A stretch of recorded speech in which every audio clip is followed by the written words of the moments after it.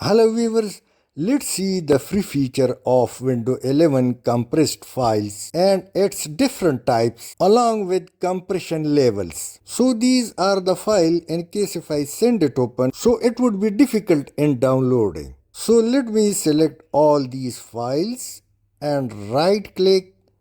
Now let's come to click compress to and zip file 7z tar file additional options. We will see all these, but first use zip file. Zip file has been created. Note the size and name. Once again, let me select all three files, right click, and now compress to click 7z file, and once again select all file, click compress to and tar file. Now all three types of compressed file has been prepared. Let me share you the property of all these and you can choose the best option for yourself in shape of size and swift mailing. Note the size of the files, but don't go away. Let me share you the best hidden item. Select all file you want to compress, right click, select compress to and additional options.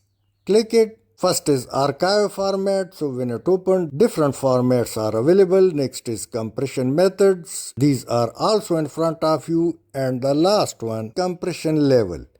So let me change or add 00 to the file name and let's drag the compression level to faster. Click create. We will also create another one on smaller. The file has been created. Now let's go once again, right click, compress to additional option, and this is the last one. Let me add at the end of the file 22. Now bring the lever to the smaller size, create, and two files has been created. These are maximum compressed. You can also see the comparative statement of all three compressed file and at the end a summary of all three in single line. So now choose the best which suits you. Thanks for watching.